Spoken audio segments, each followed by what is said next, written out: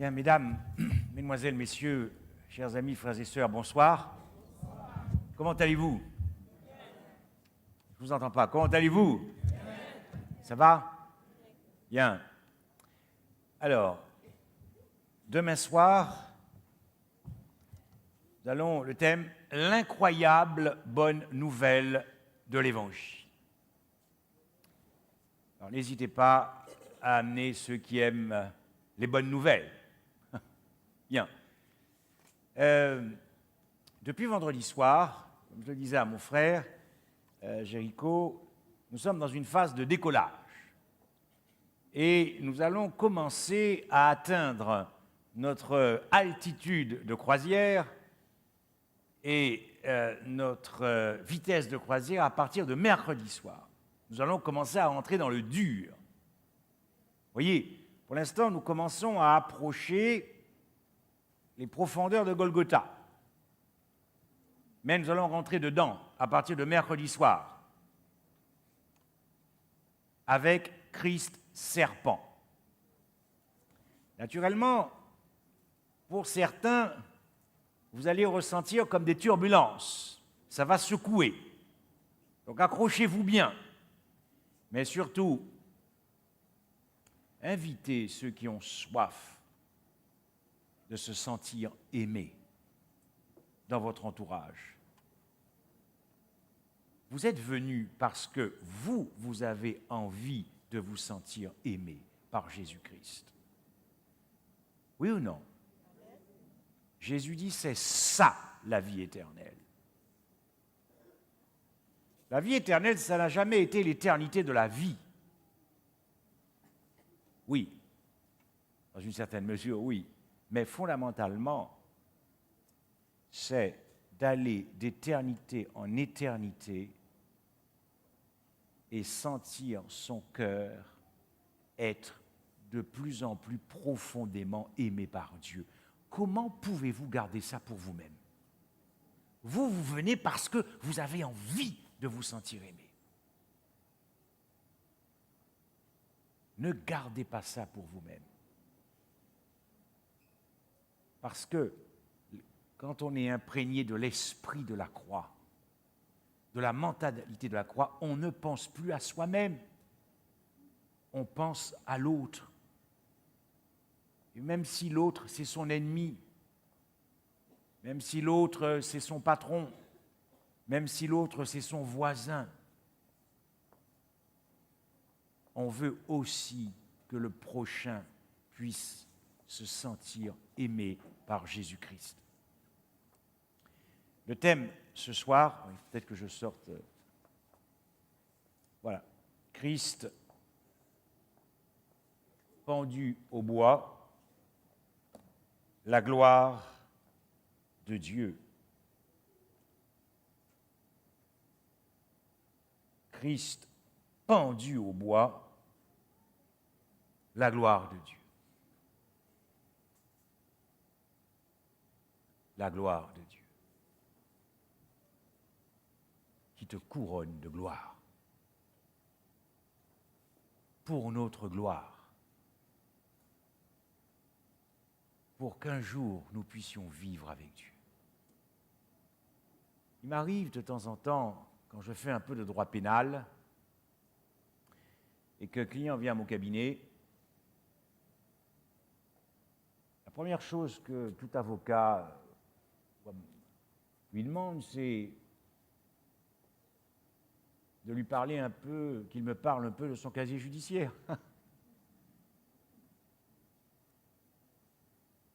Est-ce que c'est la première fois? Est-ce que c'est la première fois que tu as volé? Est-ce que c'est la première fois que tu as escroqué? Vous savez, quand je le regarde au travers de la croix. Il a beau me dire qu'il est voleur, je me dis, je ne suis pas mieux que toi, je ne lui dis pas. Je dois quand même rester dans mon métier. Si mon client commence à penser que je suis pire que lui, il va s'en aller. Mais je suis pas meilleur que lui, finalement. Ah, Dieu ne manque pas d'humour, quand même. Et donc, bon, certains ont un casier judiciaire vierge, c'est-à-dire que c'est la première fois. Je n'avais pas prévu de vous raconter ça, mais un jour, quand j'étais dans le monde, j'étais passionné de jaguars. Et donc, quand j'ai rencontré Christ, ma femme n'a pas compris que je suis passé d'une grande voiture à une toute petite voiture. Je me suis dit, je ne peux pas imaginer un seul instant que Christ serait en jaguar. C'est pas possible.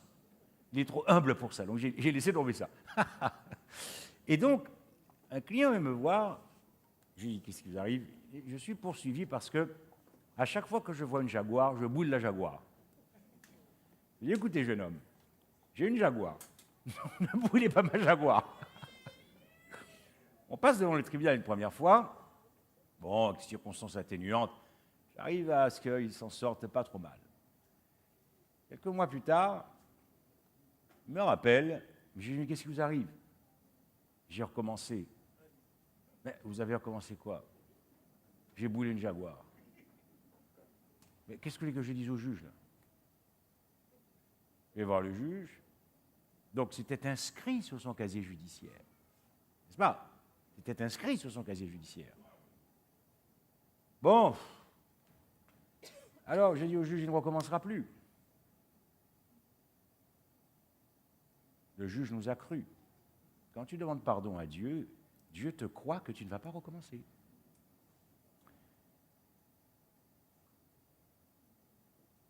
Et puis, 1 an ou 2 ans plus tard, il me rappelle. Il dit, Maître Michel, j'ai brûlé une jaguar. Alors je dis, non, c'est bon. Je ne peux plus rien dire au juge, tu vas te débrouiller tout seul. Frères et sœurs, notre casier judiciaire céleste est bourré de péchés, rempli de péchés. Quelquefois, quand je vois quelqu'un me dit, bon voilà, j'ai eu une infraction il y a 3 ans, ok, bon. Mais imaginez notre casier judiciaire. Et c'est des êtres comme vous et moi qui allons vivre en la présence de Dieu. Ça s'appelle ta gloire.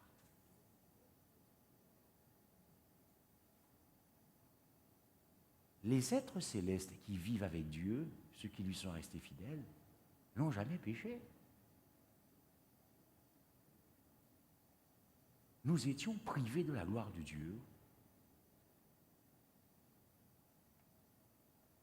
Est-ce que vous vous rendez compte de cela? Voilà pourquoi Christ n'est pas redescendu de la croix. C'est la gloire de Dieu. La gloire de Dieu qui consent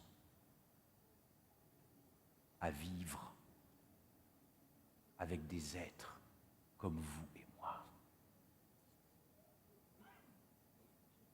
Ça s'appelle la gloire de Dieu. Il n'est pas redescendu de la croix parce qu'il t'aime. Et que pour redescendre, il aurait fallu qu'il cesse de t'aimer. Il n'est pas redescendu de la croix. Et nous avons vu hier que ça a été quand même une réalité pour Christ qui dépasse tout entendement d'entrer dans la perdition. Il n'est pas redescendu de la croix parce que pour redescendre, il aurait fallu qu'il refuse de jouer ton rôle. Et nous allons voir quand ça va secouer jusqu'à quel point Dieu nous a connus quand nous étions en train de commettre nos péchés.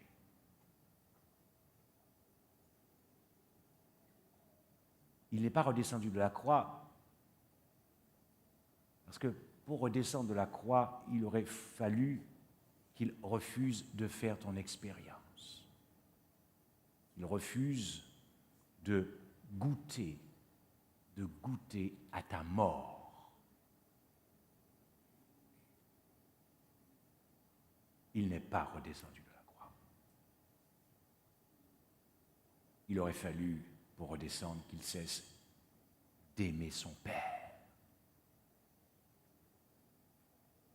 Il aurait fallu qu'il refuse de lui dire un adieu, car durant le sacrifice expiatoire, il a ressenti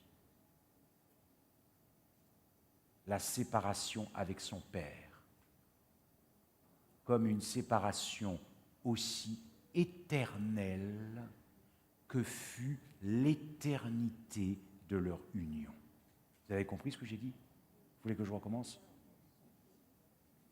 Il a ressenti pendant le temps où sa vie, son âme, a été livrée à la mort. C'est étrange ça.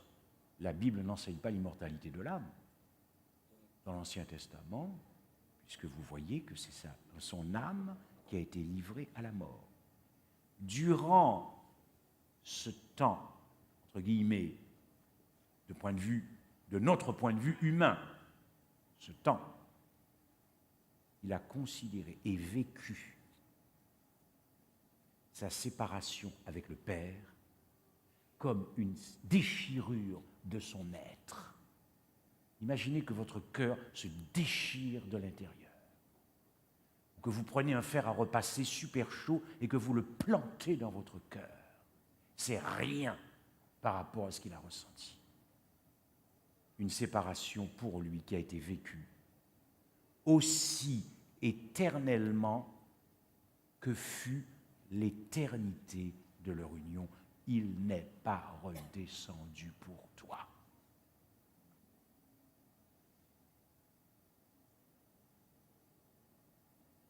Pour qu'il redescende de la croix, il aurait fallu qu'il refuse la perdition.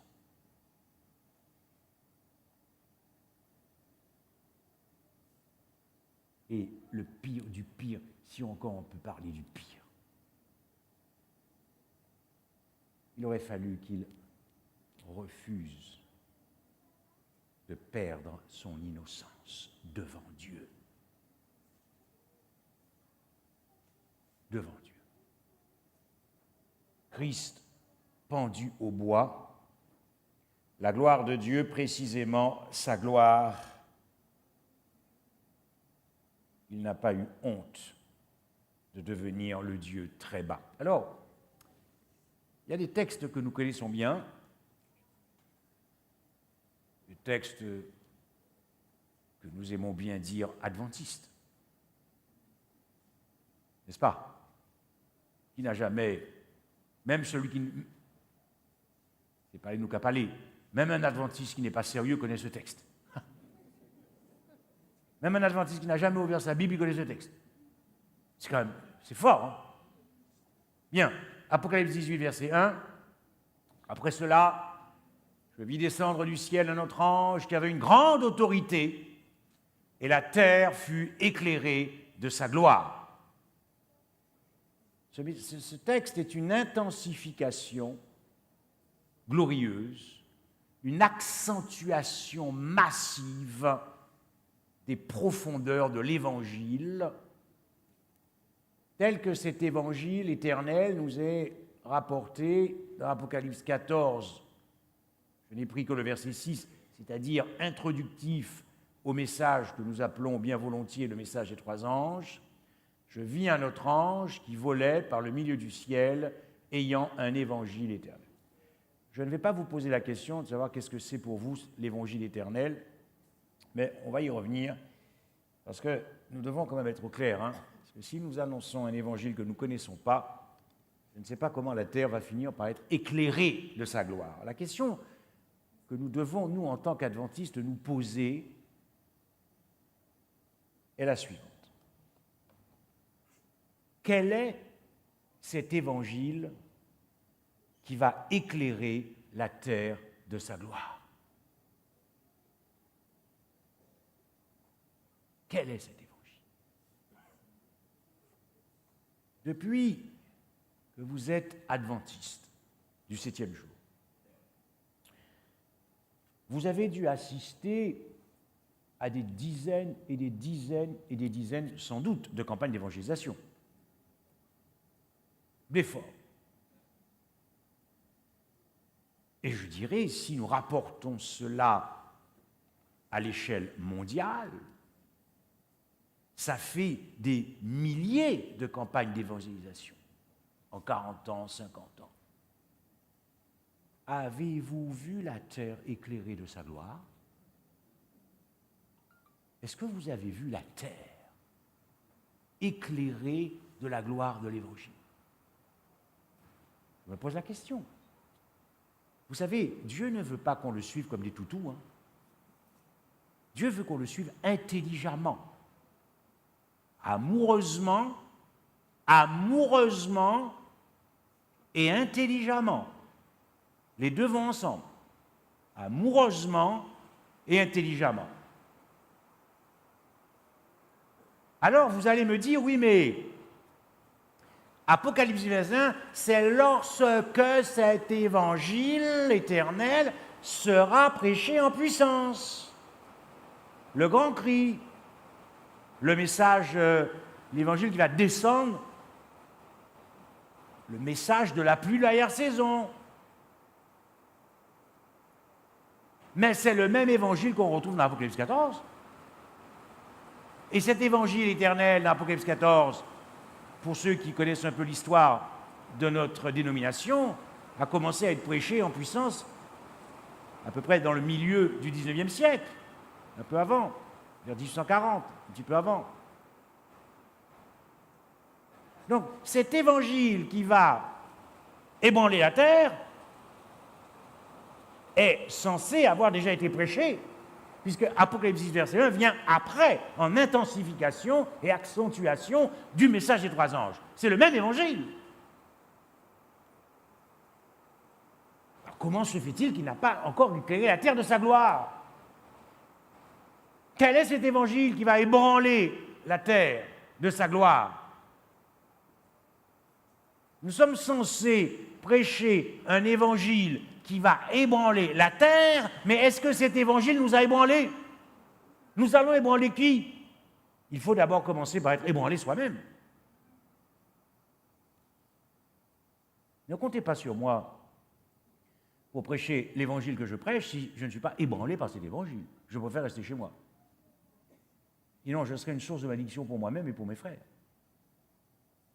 Quel est cet évangile qui porte en lui-même une si grande puissance, une si grande autorité, une grande puissance? Quel est cet évangile qui va ébranler le catholicisme? Est-ce que ce sont nos concerts? On ne distingue plus nos concerts des concerts protestants, je vous le dis tout de suite. Ce n'est pas ça qui va faire bouger la terre. Nos concerts adventistes, maintenant, il n'y a plus de différence entre un concert catholique, un concert protestant et un concert adventiste. Donc ce n'est pas ça qui va ébranler qui que ce soit. Quant à notre manière de vivre, notre manière de nous habiller, je ne suis pas sûr non plus que nous faisons la différence par rapport aux protestants et aux catholiques. Ce n'est peut-être pas ça non plus qui a ébranlé la terre de sa gloire. La réforme alimentaire, sanitaire, ce que vous voulez, ça n'a jamais fait bouger non plus le monde. Encore que le monde est en train de prendre de l'avance sur nous. Étrangement. Étrangement. Le sabbat, bon, écoutez, nous c'est le sabbat et eux c'est le dimanche. Voilà. C'est ça qui va ébranler la terre de sa gloire. La bête, la bête, la bête, la bête, la bête, la bête. Quoi? Vous voulez faire entrer dans notre Église des gens qui ont peur? Qui ont peur? Je préfère faire entrer des gens amoureux. Moi, ce que je veux, c'est faire entrer dans l'Église de Dieu des gens amoureux. Pas des gens qui ont peur de la bête et qui deviennent adventistes parce qu'ils ont peur de la bête, la bête, la bête. Des gens amoureux du Christ. Ce n'est pas le même évangile, ça.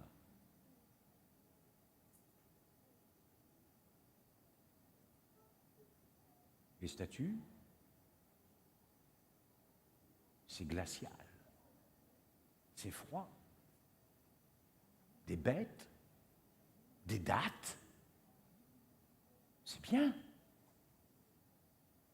C'est ça qui va faire ébranler la terre de sa gloire.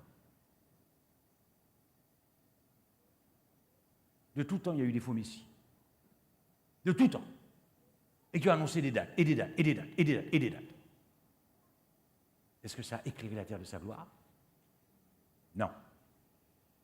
Non, non et non. Quel est donc cet évangile qui va ébranler le protestantisme, pénétrer le judaïsme, pénétrer l'islam, pénétrer l'hindouisme, parler à un bouddhiste de la marque de la bête? Il va vous dire, vous savez, mon Bouddha est plus intéressant, mon Bouddha est plus séduisant. Quel est cet évangile qui va pénétrer l'hindouisme, le bouddhisme? Quel est cet évangile qui va fasciner nos cœurs? Quel est cet évangile qui va émerveiller ton cœur? Éblouir nos cœurs, subjuguer nos cœurs. Est-ce que cet évangile existe? Pour l'instant, nous prêchons des évangiles qui nous poussent à aller de réveil en réveil. N'est-ce pas? Mais quand tu es amoureux du Christ, tu es éveillé. Tu n'as pas besoin. Oui. C'est comme si un couple, tous les 3 mois, se dit, bon, écoute, ça ne va plus entre nous, donc allez, tous les 3 mois, allez, je t'invite, on va faire un petit tour. On prend l'avion, on fait un petit tour. Et sur le moment, tout va bien. Puis on revient à la maison, et puis 3 mois après, on dit, ça va plus. On a besoin de se réveiller tous les deux, et hop, on prend l'avion, un petit tour. Et on va comme ça. Ça va durer combien de temps, cette histoire? Ça va durer combien de temps? Quel est cet évangile qui va illuminer nos cœurs? Parce que, mes frères et sœurs, nous avons besoin d'un évangile qui nous rende fous amoureux de Jésus-Christ. En tout cas, moi, personnellement, c'est comme ça que je comprends la personne du Christ. Un évangile qui nous rend complètement fous amoureux du Christ. Et pourquoi avons-nous besoin d'un évangile qui nous rende amoureux? Qu'est-ce qui a envie d'être amoureux du Christ ici? Gloire à Dieu. Alors, comme toutes les mains ne se sont pas levées, je vais peut-être poser la question différemment. Quels sont ceux qui ne veulent pas être amoureux du Christ?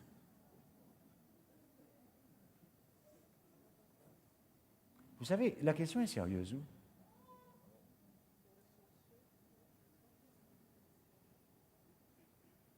Parce que aimer le Christ, c'est aimer son caractère. Et les gens qui disent après 40 ans, c'est comme ça que je suis, c'est comme ça que je suis. C'est comme ça que je suis. Je suis colérique. Donc tu n'aimes pas le caractère du Christ alors. Vous voyez, il y a beaucoup de profondeur dans ça, être amoureux de Jésus, amoureux du Christ. Mes frères et sœurs, nous avons donc besoin d'un évangile chirurgical, ciblé. Pourquoi? Si j'ai mal à la tête et que mon épouse me dise « va voir un podologue »,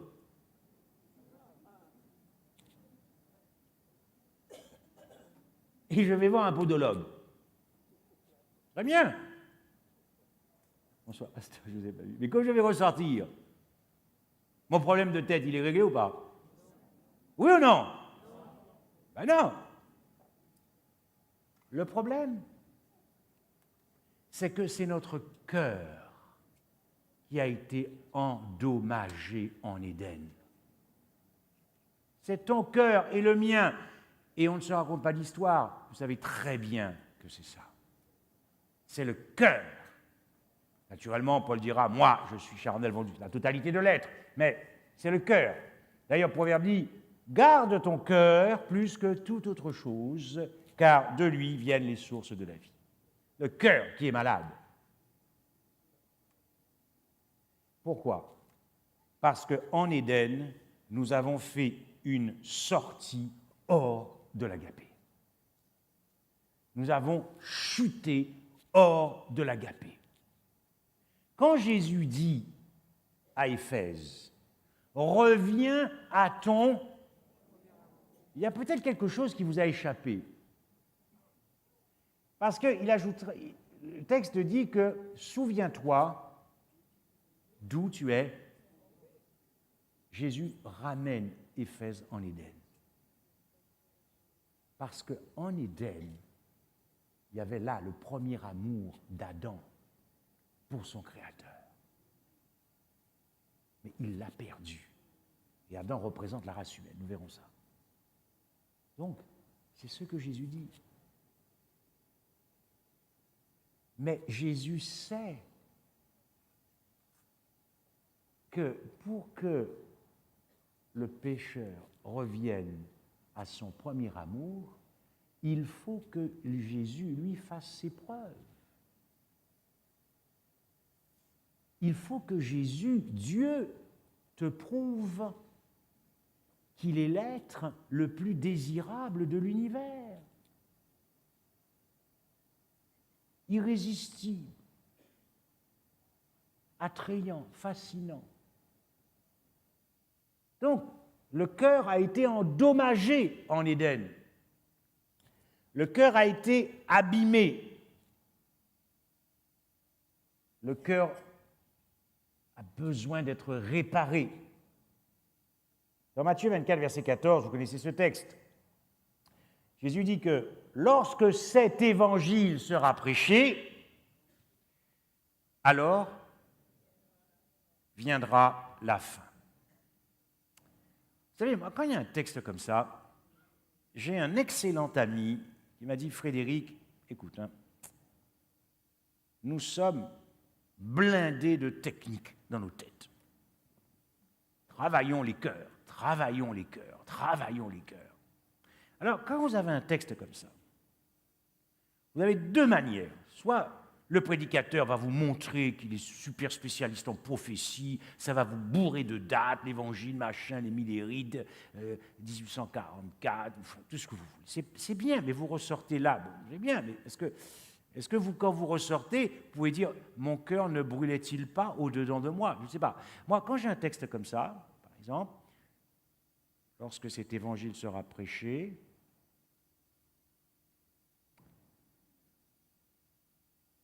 lorsque mon cœur sera ébranlé, Jésus vient me rechercher. Vous voyez, ça donne tout de suite un peu de sorbe coco.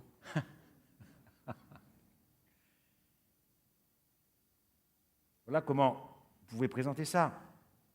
Jésus est venu une première fois, Frédéric, il me parle. Tu sais, je suis venu une première fois et je t'ai sorti du néant. Je vous ai déjà expliqué ça, la poudre, la poussière. Je t'ai formé un corps. J'ai mis un souffle de vie en toi. Voilà. Mais bon, malgré le fait que je te libère du néant, tu n'existais pas, tu viens à l'existence, mais bon, tu m'as trahi. Tu es parti 30 ans dans le monde. Donc, j'ai été obligé de revenir une deuxième fois. J'ai été obligé de venir une deuxième fois, pendu au bois, pour réparer tout ce que tu as fait. Je me suis tapé la honte à Golgotha. Je me suis tapé la honte. Ne compte pas que je revienne une troisième fois pour me retaper la honte. Je reviendrai que lorsque tu seras amoureux. C'est ça que ça veut dire, Matthieu 24. Pourquoi, d'après vous, Jésus dit « Et lorsque cet évangile sera prêché, on racontera aussi en mémoire de cette femme, Marie-Madeleine, ce qu'elle a fait. » Voilà pourquoi, moi, je ne peux pas vous laisser, durant ces 15 jours, sans à un moment donné vous parler de Marie-Madeleine. Sinon, je n'ai pas prêché l'Évangile. Puisque Jésus dit que lorsque vous prêcherez l'Évangile, vous parlerez de Marie-Madeleine. Mais qu'est-ce qu'il y avait? Pourquoi? Le cœur de Marie-Madeleine. Le cœur. Marie-Madeleine, qui était sous la puissance des démons, est complètement devenue amoureuse, dans le bon sens du terme, l'agapé, du Christ. Et elle est le type des 144 000, de l'épouse. Voyez, elle a été touchée par la grâce, par l'évangile. Donc, il y a bien un évangile qui finira par éclater de sa gloire, c'est-à-dire qui va bouleverser les cœurs des êtres humains sur la surface de la terre. Qu'attendons-nous pour prêcher cet évangile? Quand je dis que le cœur est malade, observez bien ce qui est arrivé au cœur de Lucifer. Te voilà tombé du ciel, astre brillant, fils de l'aurore. Tu es abattu à terre, toi le vainqueur des nations. Tu disais en ton cœur, je monterai au ciel, j'élèverai mon trône au-dessus des étoiles de Dieu. Je m'assiérai sur la montagne de l'assemblée du septentrion. Je monterai sur le sommet des nues. Voilà. Alors vous savez, je ne sais pas pendant combien d'années, de siècles, j'en sais rien, combien de temps, le cœur de Lucifer battait pour Dieu. Ça battait, il était amoureux de Dieu. Et puis, le mystère de l'iniquité. Un jour, son cœur n'a plus battu pour Dieu, mais pour lui-même. Il est devenu amoureux de lui-même. Et alors, Dieu s'est retrouvé un problème. Le cœur de Lucifer est malade, et Dieu découvre que dans les cours célestes, ça chuchote. Et tu sais, peut-être que Dieu, finalement, n'est pas l'être le plus désirable. Peut-être qu'on s'est trompé. Peut-être que nous avons été trompés. Faites-moi confiance. Je suis l'être le plus sage, Lucifer, qui était au-dessus des anges, intelligent en beauté et sagesse, exerçait un pouvoir de contrôle mental sur les anges, qui était une réalité. Il y avait une affection profonde. Les anges aimaient beaucoup Lucifer. Donc quand il disait quelque chose, ils pensaient que c'était vrai. Alors peut-être que Dieu, finalement, n'est pas l'être le plus irrésistible de l'univers. Ça a chuchoté, ça a chuchoté, ça a chuchoté, ça a chuchoté, jusqu'au point où Dieu a dû prendre ses responsabilités et a chassé ceux qui considéraient qu'il n'était pas l'être le plus irrésistible. Mais moi, ce qui m'intéresse, c'est quelle a été la réponse de Dieu pour guérir le cœur des anges.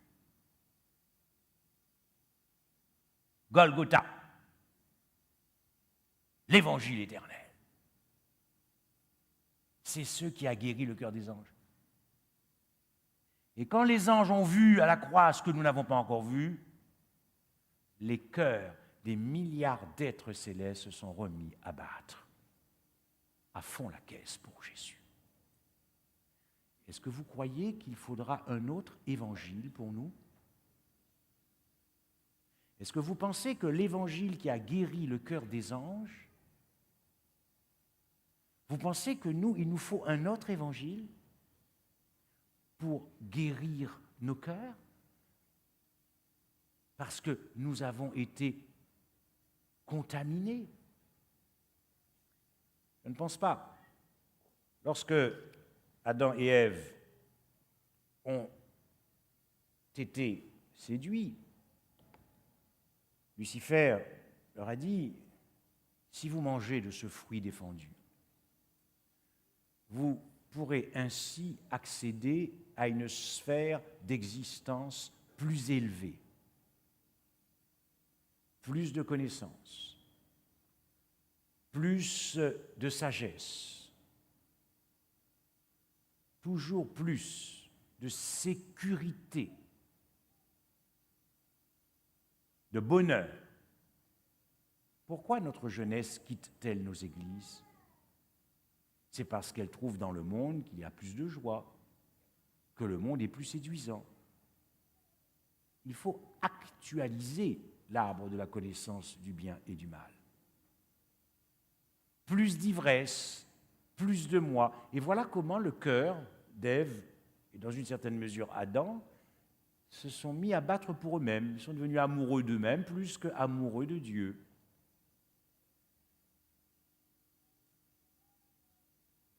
Le cœur de l'homme est donc endommagé à cause du péché. Le péché a complètement modifié notre regard sur Dieu et nous a plongés dans l'ignorance de son être, de l'intériorité de son cœur. Mais Dieu sait ça. Donc ce que Dieu veut, c'est que l'homme pécheur puisse connaître le cœur de Dieu. C'est le seul moyen pour Dieu de te prouver qu'il est l'être le plus fascinant de l'univers. Il n'y en a pas d'autre. C'est son cœur, les profondeurs de son cœur. Donc, lorsque Jésus te dit « reviens à ton premier amour », c'est qu'il sait que si tu te donnes la peine de découvrir son cœur, tu tomberas amoureux de lui. Un évangile ciblé, un évangile chirurgical. Parce que le cœur de l'homme, ce n'est pas naturel d'aimer Dieu. Le cœur de l'homme est aussi éloigné de Dieu que l'Orient de l'Occident. Le cœur de l'homme est aussi éloigné de Dieu que la terre est éloignée du ciel. Oui, mes frères et sœurs, cet évangile qui va ébranler la terre de sa gloire, c'est Jésus-Christ et Jésus-Christ crucifié. Il n'y a pas d'autre évangile. Techniquement, théologiquement et bibliquement, qu'est-ce que c'est que l'évangile éternel? C'est d'abord et avant tout l'incarnation du Christ. C'est la vie parfaite d'obéissance du Christ. Deuxième phase de l'évangile éternel. Sa mort qui constitue le sommet de l'évangile éternel. L'essence même. Son ensevelissement. Est-ce que vous avez entendu des prédications sur l'ensevelissement? Sa résurrection. Son ascension. Il y a des choses glorieuses dans l'ascension. Car tu retournes d'où tu viens.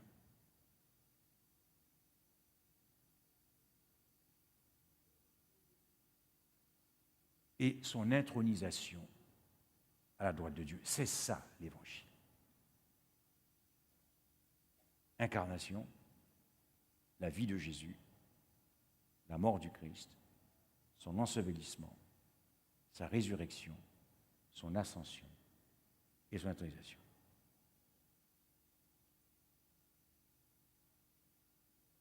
Voilà.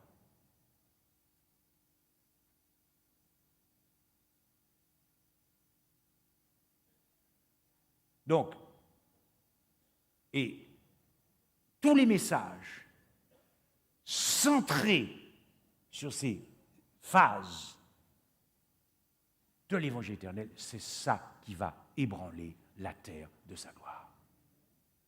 Il n'y a pas d'autre évangile qui ébranlera la terre de sa gloire. Lorsque quelqu'un vous dit « j'annonce l'évangile », je prêche l'évangile, s'il ne prêche pas la croix, il n'annonce rien du tout, il ne prêche pas l'évangile. C'est ce que Paul s'évertue à nous dire, nous qui sommes arrivés à la fin des temps, dans toutes ses épîtres, Romains, Galates, Éphésiens, Corinthiens, Philippiens, Colossiens. Paul annonçait l'évangile, et lorsqu'il annonçait l'évangile, il annonçait Jésus-Christ et Jésus-Christ crucifié. Mais pourquoi nous n'imitons pas Paul ?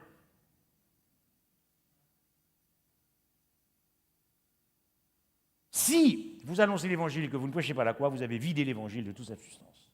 De toute sa substance.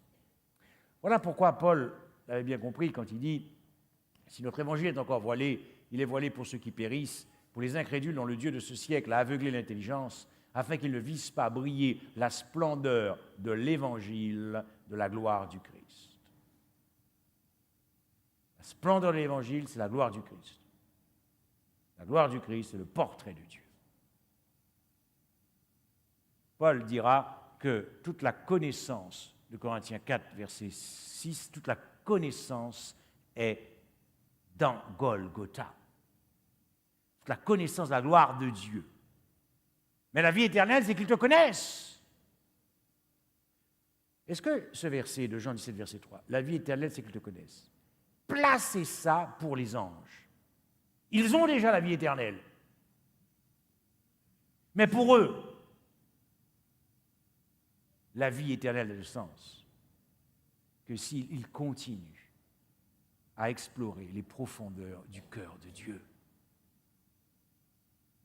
Et nous le savons, puisque Paul dit dans Éphésiens 3,16 qu'il compte sur l'Église pour connaître la sagesse infiniment variée de Dieu. Donc pour eux, la vie éternelle, ce n'est pas de vivre, de vivre éternellement, hein, ce n'est pas ça pour eux. Non. C'est quand ils ont vu ce qu'ils ont vu à Golgotha, ils en veulent plus. Ils veulent plus, encore et encore et encore, connaître le cœur de Dieu. Voilà ce qu'est l'évangile éternel, le cœur de Dieu, la gloire du Christ, cette vue de l'intérieur de Dieu, du dedans de Dieu. Christ pendu au bois, la gloire de Dieu, parce que cette gloire qui va éclairer la terre de sa gloire, c'est que Dieu a dû faire un choix. Dieu a dû faire un choix entre son Fils et toi. Dites à votre voisin, Dieu a dû faire un choix entre toi et son Fils, s'il vous plaît.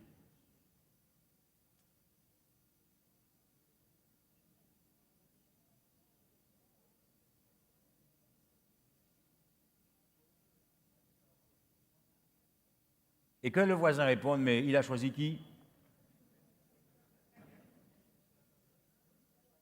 Que votre voisin réponde, il a choisi qui?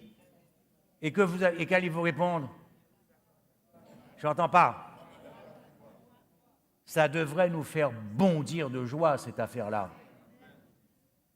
Les gens sont là en train de courir après la gloire, les voitures, tout le bins qui va avec. Est-ce que tu sais la valeur que tu as aux yeux de Dieu? Est-ce que tu sais? Les gens vont chercher de la reconnaissance dans le monde, des trucs, ils vont chercher ta valeur, ce que tu vaux, c'est le choix de Dieu. Celui qui était digne d'exister éternellement, c'est Jésus. Celui qui était digne de mourir, c'est toi, c'est moi. Et on joue au coq, au gros bras. T'as vu comment il m'a parlé? Et le choix de Dieu est un choix scandaleux. Je vous le dis. Scandaleux, mais majestueux. C'est ce choix scandaleux qui te sauve. Pourquoi il est scandaleux? Parce qu'à Golgotha, et c'est l'une des premières vérités glorieuses des profondeurs sans fin, sans fond de Golgotha, c'est que quand tu regardes à la croix, tu imagines Christ crucifié à la croix, la première vérité qui jaillit de la croix, c'est que celui qui est pendu au bois est indigne de vivre. C'est pour ça qu'il est pendu au bois. Il est indigne de vivre, indigne de vivre. Donc, s'il a pris ta place, qui est digne de vivre? Qui? Plus fort, mes frères et sœurs. Eh oui. Mais tu es fou, Seigneur. Où est passée notre reconnaissance? Où est passée notre gratitude? La réponse de ton cœur.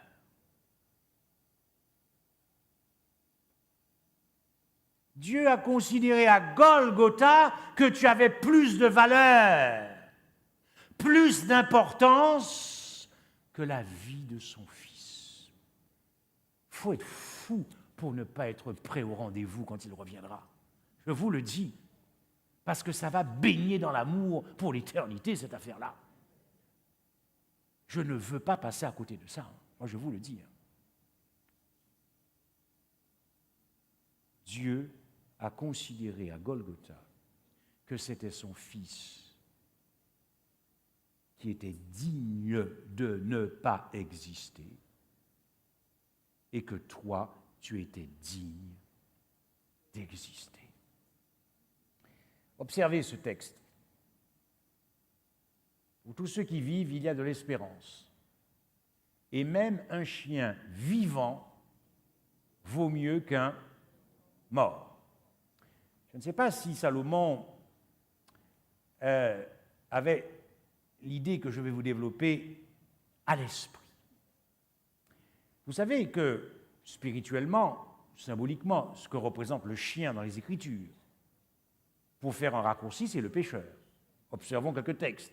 Dehors les chiens, les enchanteurs, les impudiques, les meurtriers, les idolâtres, les quiconque n'aimait pas Dieu, le pécheur. Bien. Le Philistin dit à David, je suis un chien, pour que tu viennes à moi avec des bâtons.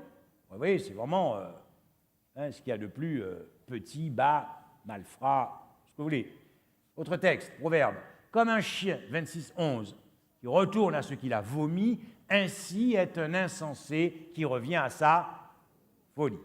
Voilà comment, symboliquement, le chien est représenté dans les Écritures, car des chiens m'environnent, Psaume 22, verset 16, une bande de céréales rôde autour de moi, ils ont percé mes mains et mes pieds. Maintenant, considérons symboliquement le lion. Je serai pour eux comme un lion, ça représente le Christ. Comme une panthère, je les épierai sur la route. Et Apocalypse 5, verset 5, et l'un des vieillards me dit, ne pleure point, voici le lion de la tribu de Juda. Donc le chien représente le pécheur, et le lion représente Christ. Mieux vaut un chien vivant qu'un lion mort. Ce fut le choix de Dieu.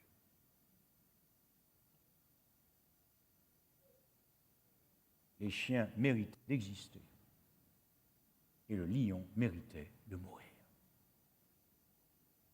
Si ça ne perce pas ton cœur, alors Dieu est encore en problème dans nos vies.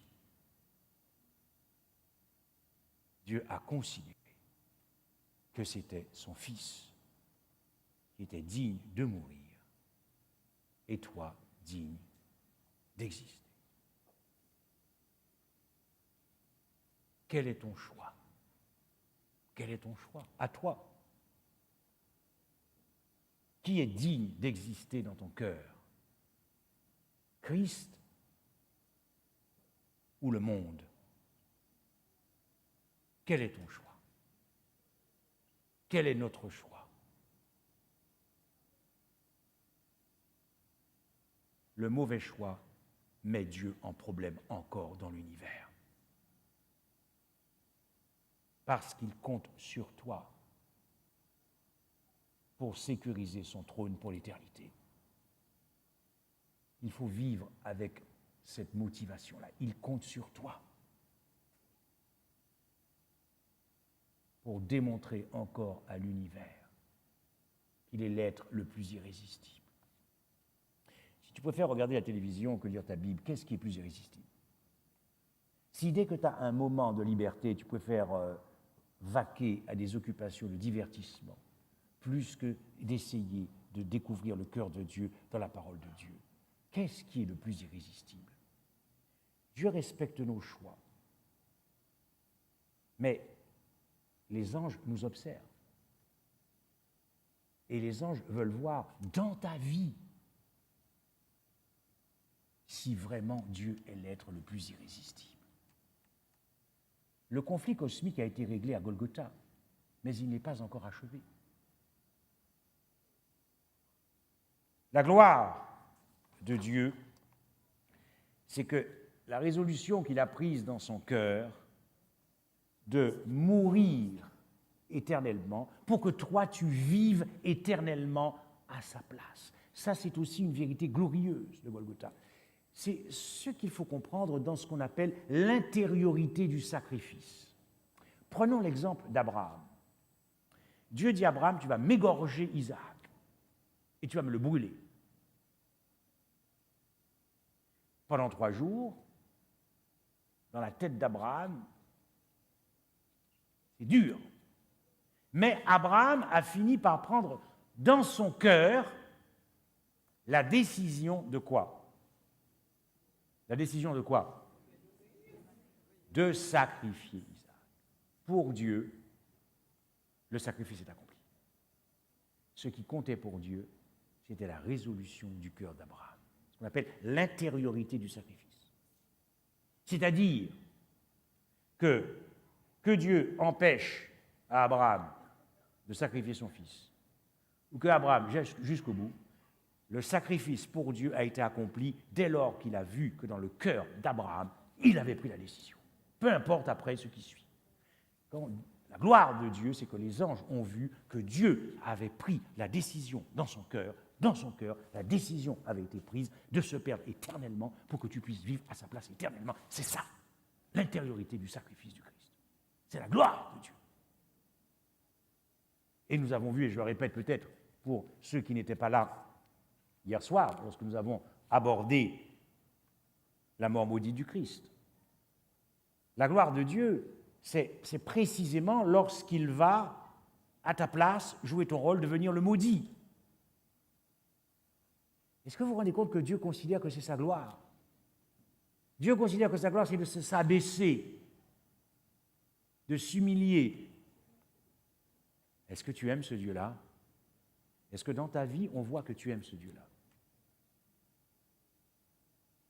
L'abaissement. Dieu dit, c'est ma gloire. Ma gloire, elle s'est exprimée dans le chaos, dans la disgrâce, dans le déshonneur, dans la honte. C'est ça, ma gloire. Est-ce que nous connaissons Dieu?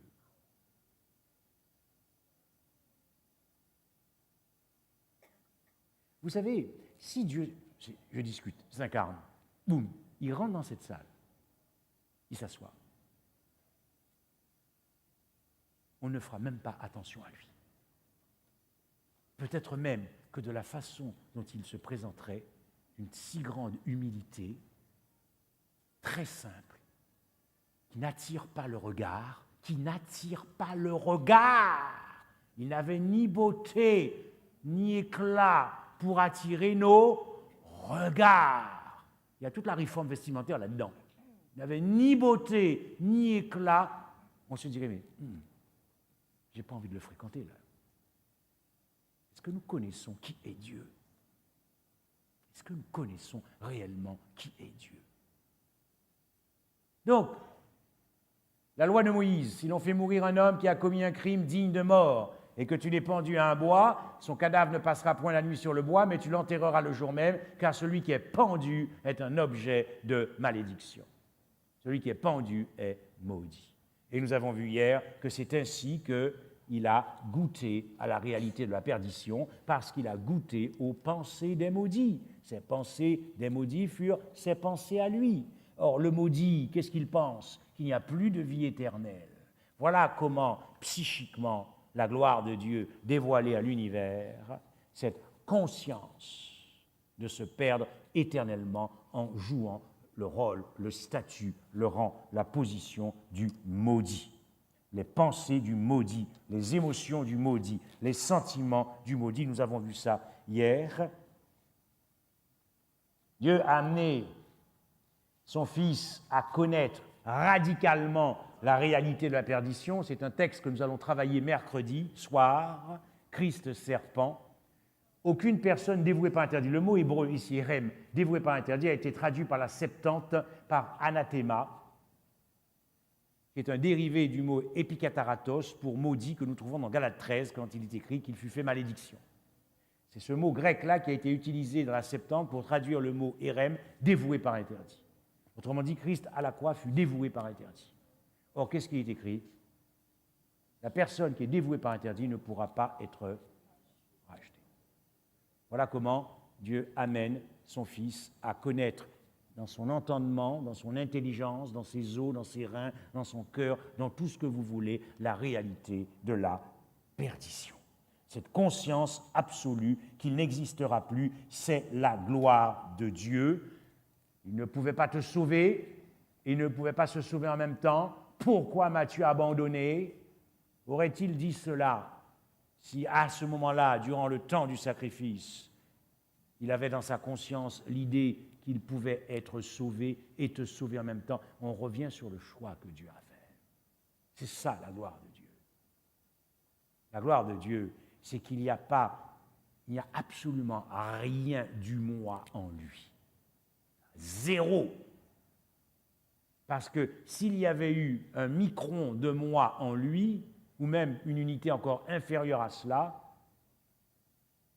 ce n'est pas toi qui l'aurais choisi, c'est son Fils. Et tu ne serais pas là ce soir. Mais il veut te faire connaître sa gloire. C'est pour ça qu'il t'a choisi. Est-ce que vous imaginez ce qui nous attend dans le ciel? Nous allons être envahis par l'amour. Quels sont ceux qui veulent être envahis par l'amour? Vous êtes sûrs? Alors, gloire à Dieu, parce que je vais vous voir encore tous les soirs jusqu'à la fin, alors. Parce que c'est maintenant qu'on commence déjà à être envahi par l'amour, hein? N'est-ce pas? La gloire de Dieu. C'est pour ça qu'il a dû se rendre obéissant. Hébreux 5, versets 7 à 8.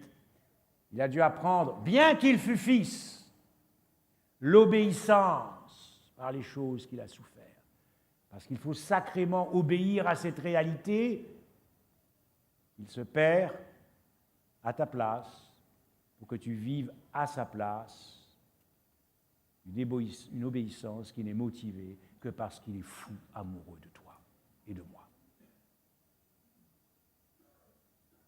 La gloire de Dieu, nous l'avons vu, c'est que Christ, pour connaître cette réalité radicale de la perdition, Dieu a enlevé à Christ l'idée de l'avenir.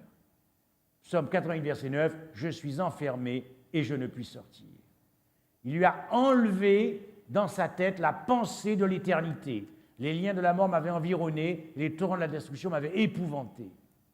Il a ôté en Christ la pensée de la résurrection. Les liens du sépulcre m'avaient entouré et les filets de la mort m'avaient surpris. Il a enlevé en Christ, durant ce sacrifice, la pensée de l'avenir, de l'éternité et de la résurrection. Cette connaissance que nous avons vue, je le répète pour ceux qui n'étaient pas là, je fais un petit résumé là, cette connaissance spéciale qu'il avait de la résurrection, elle s'éloignait, elle se dérobait sous ses yeux parce que ses yeux se consumaient dans la souffrance. La connaissance spéciale de la résurrection n'était plus qu'un souvenir dans l'esprit du Christ.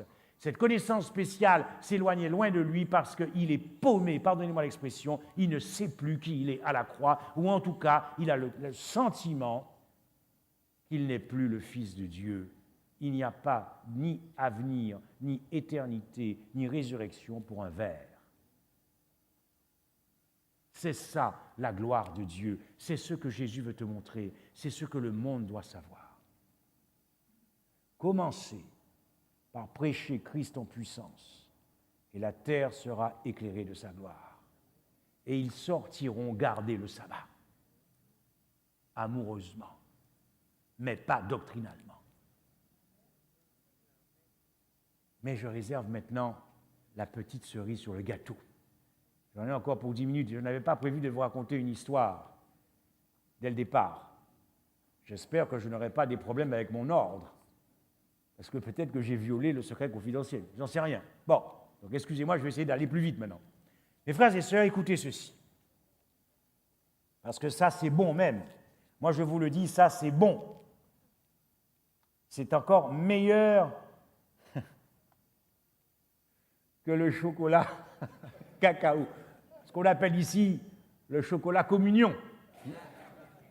Bon, mais vous ne connaissez pas le chaud d'eau. Ah! Qu'est-ce qui connaît le chaud d'eau? Ah, quand même! Liliane, est-ce que tu connais le chaud d'eau? Aïe, aïe, aïe, c'est meilleur que tout ça. Le ciel. Dieu a quitté le ciel, ce qui est déjà, laisse tomber. Nous, on a du mal à quitter je ne sais pas quoi, et hop, je pars te chercher. D'ailleurs, quand il reviendra, il montera sur son cheval blanc et il viendra te chercher. Il vient chercher les amoureux, les intimes du Christ. Il est descendu du ciel pour venir te demander pardon. Ça, c'est aussi une vérité glorieuse à Golgotha. Il est descendu du ciel pour venir te demander pardon. Quand nous parlons de choses que nous connaissons sur la croix, nous disons les choses sans réfléchir. Il a porté nos péchés en son corps, il a porté notre culpabilité. On va rentrer à fond là-dedans dans les prochaines conférences. Donc, s'il se déclare volontairement coupable, il porte ta culpabilité à la croix, c'est donc qu'il s'est devant l'univers déclaré volontairement coupable de tous les péchés que nous avons commis, de tous les péchés de la race humaine, de tous les péchés des hommes ayant existé sur la terre. Mais non seulement il s'est déclaré coupable, donc il est venu te demander pardon, c'est lui le coupable, c'est que c'est pas toi. Donc il te demande pardon. Dans l'état dans lequel tu es, c'est pas de ta faute, c'est lui, c'est le coupable. Mais il s'est aussi déclaré coupable de tout le mal que nous avons subi. Il y a donc un évangile pour réparer les traumatismes de la vie. Quand vous avez quelqu'un qui a été violé, qui a souffert, qui a été battu, qui a été frappé, et que vous commencez par lui parler du sabbat, ça ne va rien faire. Nous avons besoin d'un évangile ciblé. Un évangile qui va réparer le cœur de cette dame, cette femme. Ne parlez-lui pas des bêtes et des cornes ou des statues, ça ne va pas réparer son cœur. Parlez-lui de Jésus. Parlez-lui de la croix. Et quand vous verrez qu'elle a subi ces traumatismes, dites-lui « Bienvenue au club » parce que Christ est passé par là où tu passes. Dites-lui « Bienvenue au club », elle n'est pas seule. C'est ça, porter les souffrances, porter les maladies. Christ, non seulement s'est déclaré coupable de tout le mal que nous avons fait, de tout le mal que nous avons subi, mais aussi tout le mal que nous pensons que Dieu nous a fait. C'est la femme que tu as mis à mes côtés. C'est le serpent que tu as mis là. Autrement dit, l'une des vérités glorieuses de Golgotha que nous allons voir dans les prochains jours, prochaines soirées, c'est que la croix est un tribunal judiciaire cosmique où a comparu Christ seul pour rendre compte des crimes qu'il a commis. La croix est le plus haut lieu du crime et c'est là qu'on a trouvé Jésus et il n'a pas contesté les faits et il n'a pas nié les faits. C'est ce que nous dit en puissance le prophète Ésaïe au chapitre 53. La condamnation de la croix et le châtiment, punition, correction en hébreu, qui nous donne la paix, est tombé sur lui, condamnation de la croix. Le jugement de la croix, il a été enlevé par l'angoisse et le châtiment, mishpat, châtiment, qui signifie jugement. La sentence de la croix, il a été blessé pour nos péchés, brisé pour nos iniquités, frappé pour les péchés de son peuple. Le verdict de la croix, il a plu à l'Éternel de le briser par la souffrance. La justice de la croix. Observez bien ce que je dis, parce que nous allons devoir travailler ça. Comment je peux parler de justice de la croix, lui qui n'a commis aucun péché, lui qui n'a connu ni commis aucun péché, l'Éternel a fait retomber sur lui l'iniquité de nous tous. Justice de Dieu. Pour rentrer dedans, pour voir où est la justice. Voilà pourquoi il est descendu et il s'incline respectueusement devant toi. C'est ça, toute la profondeur du mot compassion et miséricorde en hébreu. Pour te demander pardon. As-tu accepté le pardon du Christ? As-tu accepté son pardon? Et que signifie accepter le pardon du Christ? Reconnaissance, gratitude, réponse du cœur, désir d'aller de dévoilement en dévoilement. J'ai dit au Seigneur, il n'y a pas longtemps, ne permets pas qu'entre deux saintes scènes, ma connaissance sur la croix n'augmente pas. Sinon, ça n'a pas de sens. C'est tous les trimestres, les saintes scènes. Ça vous laisse 3 mois. Parce que, mes frères et sœurs, quand je prends la Sainte Seine dans mon église, et qu'au moment où j'ai le jus de raisin dans mes mains, dans ma tête, en 1 minute, 2 minutes, est concentré tout ce que je sais, tout ce que je vais vous dire en 15 jours. Donc c'est toujours pour moi un moment très émouvant. Mais au moment, j'ai dit, Seigneur, quand, dans 3 mois après, si je veux donner du sens, il faut que ma connaissance de ton cœur augmente. Mais je suis triste dans mon cœur. Car quand j'observe mes frères et sœurs dans mon église prendre la Sainte Seine, je sais que pour eux, la connaissance du Christ n'a pas augmenté. Ça n'a pas de sens. Qu'est-ce que Dieu pense de ça? Il connaît nos cœurs. C'est terrible que de se dire qu'on se prépare pour la Sainte Seine. Comme s'il y avait une préparation pour le retour du Christ et une préparation pour la Sainte Seine. Je ne comprends plus rien, moi. Quand on me dit « je ne comprends plus rien », je suis à l'ouest. Je ne comprends plus ce qu'on me dit.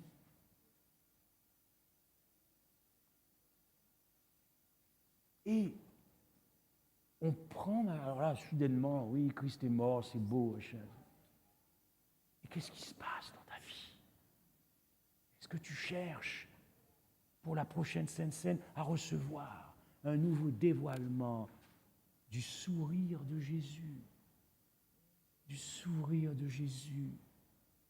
Son sourire qui te dit « je t'aime ». Est-ce que tu cherches ça?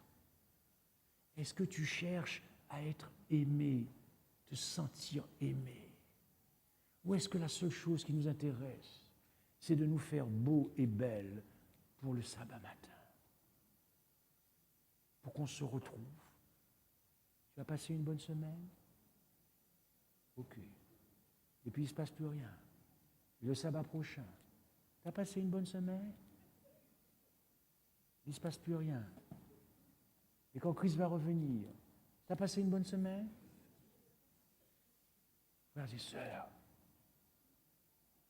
Dieu attend que tu l'aimes. Dieu attend que tu l'aimes. Augmente la joie de ton Seigneur. Après ça, après la croix, augmente la joie de ton Seigneur. Vis pour ton Jésus. Vis pour Jésus. Ne vis pas pour le sabbat. Vis pour ton Jésus. Et tu verras comment le sabbat est jouissif. Montre à Dieu que tu l'aimes. Mais naturellement, on ne le trompe pas. On ne peut pas faire semblant. Mais qu'est-ce que ça signifie, montrer à Dieu que tu l'aimes? Cela signifie que tu désires recevoir un nouveau dévoilement des faces du Christ crucifié à Golgotha dans la parole de Dieu.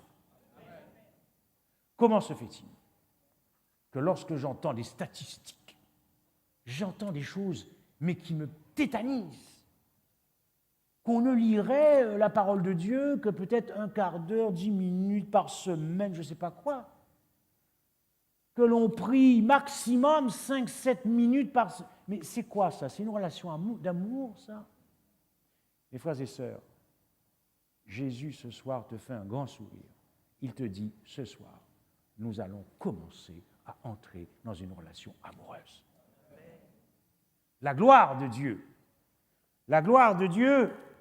et je vais conclure, c'est qu'à Golgotha, pense à ça ce soir quand tu vas prier Dieu, quand tu vas te mettre à dormir comme ça, en attendant de trouver le sommeil. Pense à Christ. Et souviens-toi de ça. Il se préoccupait plus de ton bonheur que de notre perdition.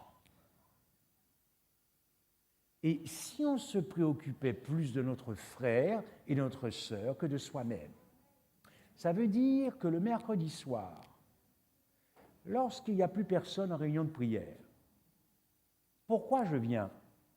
Dans ma propre Église, je viens pour 2 raisons fondamentales. Je viens pour sauver l'honneur de Dieu, pour empêcher à Satan de dire, regarde, ils sont 2, 3.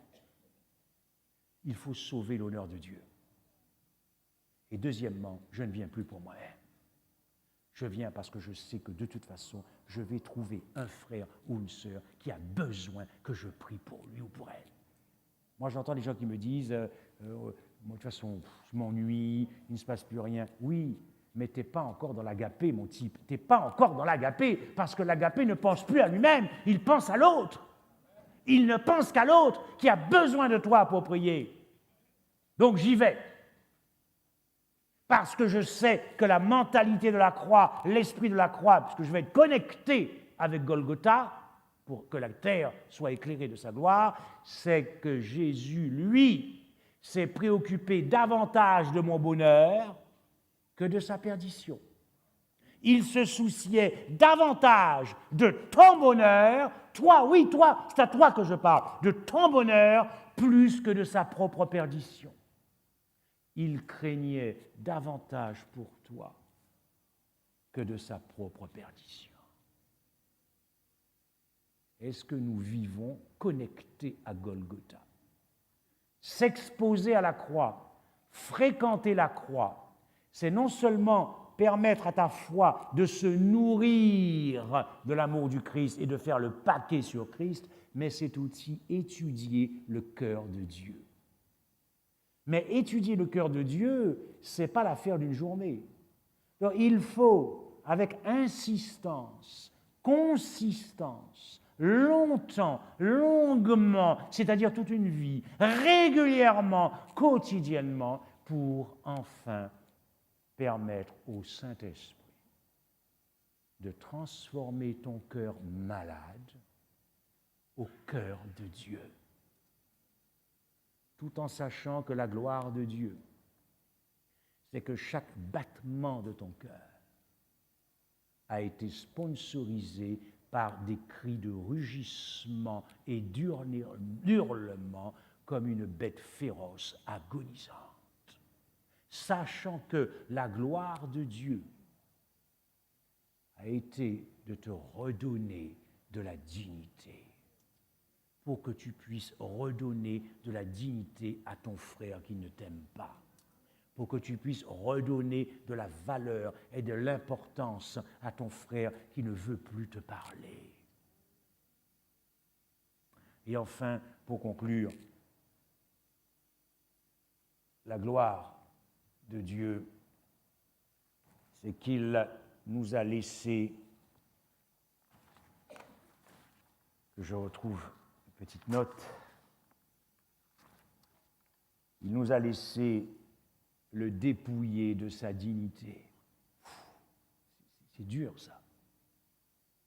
Il a donné l'occasion à la race humaine d'exprimer toute notre haine contre ce Dieu. Et nous l'avons ainsi à la croix dépouillé de sa dignité, car, selon ce qui est écrit, maudit est quiconque est pendu au bois. Nous allons travailler ce texte mercredi soir.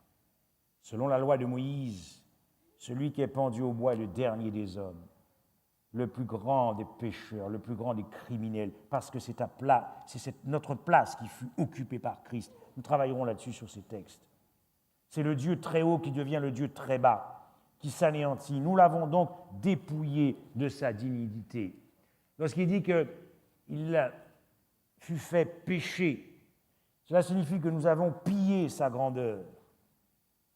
Et nous avons enfin, comme si ce n'était pas assez,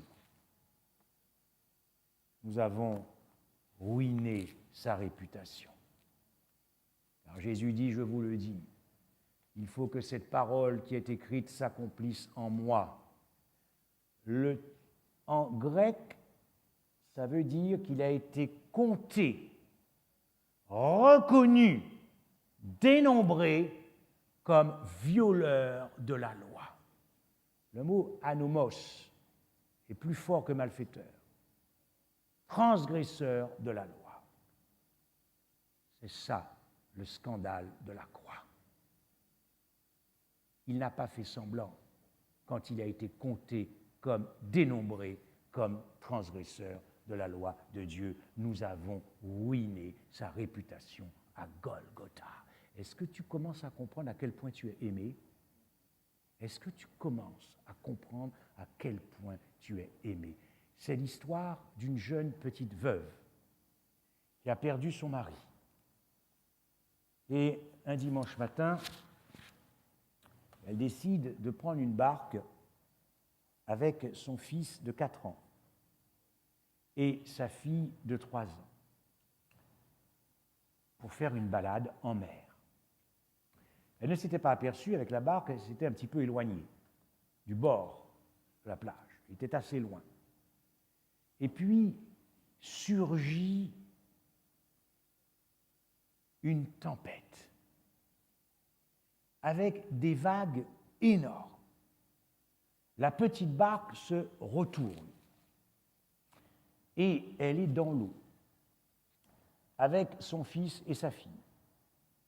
Imaginez toute l'énergie qu'elle va devoir pour pouvoir essayer de les ramener en nageant sur le rivage.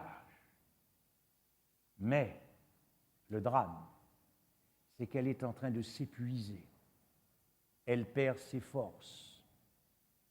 Elle s'épuise. Et elle prend conscience que si elle continue comme ça, non seulement elle va se noyer, mais elle va aussi noyer son fils et sa fille. Elle a donc une décision à prendre, un choix terrible, un choix dramatique. Elle va devoir choisir. Soit elle sauve son fils, ou soit elle sauve sa fille. Mais elle ne pourra pas sauver les deux. Quel va être son choix? Quel va être son choix? Terrible, n'est-ce pas? Parce qu'elle va devoir choisir soit son fils, ou soit sa fille, mais elle ne peut pas sauver les deux. Dieu a dû faire un choix, chers amis. Il a dû faire un choix. Cela n'a pas été facile. Mais il t'a choisi. Amen.